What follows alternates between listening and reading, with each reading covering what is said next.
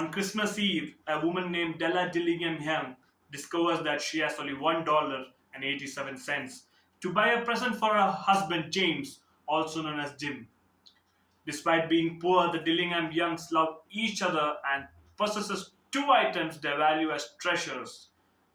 Della's knee-length brown hair that would depreciate the Queen of Sheba's jewels, and Jim's gold pocket watch, a family heirloom that would make King Solomon envy him.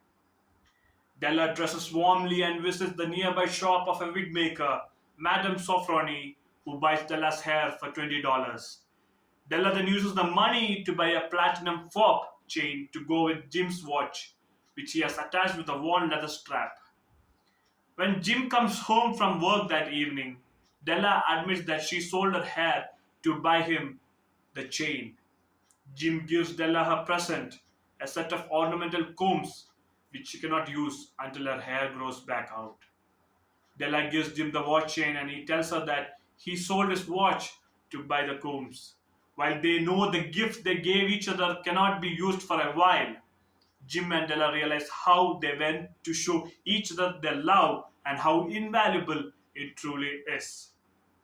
The story ends with the narrator declaring that those who sacrifice their material possessions for the people they love are as wise as the Magi.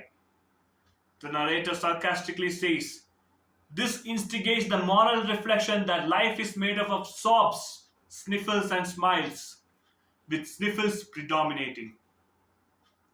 A meticulously planned sacrifice from both the ends, but alas, it's not happily ever after. We can define a sacrifice, even ChatGPT can do it. We cannot have made one until we have done it for a loved one.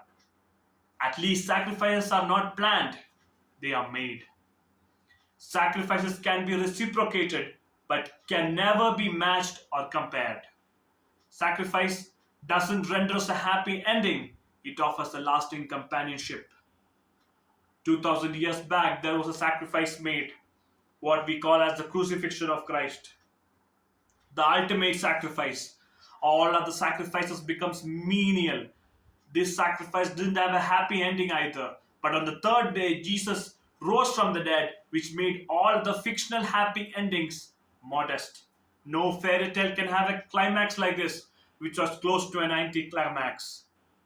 One line that hooked me was where Della goes on to say, "Maybe the hairs of my head were numbered." She went on with a sudden serious sweetness. "But nobody could ever count my love for you, darling," says Della. This is what Jesus is saying, my dear friends. Maybe the thorns on my crown were numbered. Maybe the lashes of beatings on my back were numbered. Maybe the coins of my betrayal were numbered. But nobody could ever count my love for you. We can never match that sacrifice because he died a dying sacrifice so that you and I can live as living sacrifices. This, my dear friends, is the gift of the sacrifice.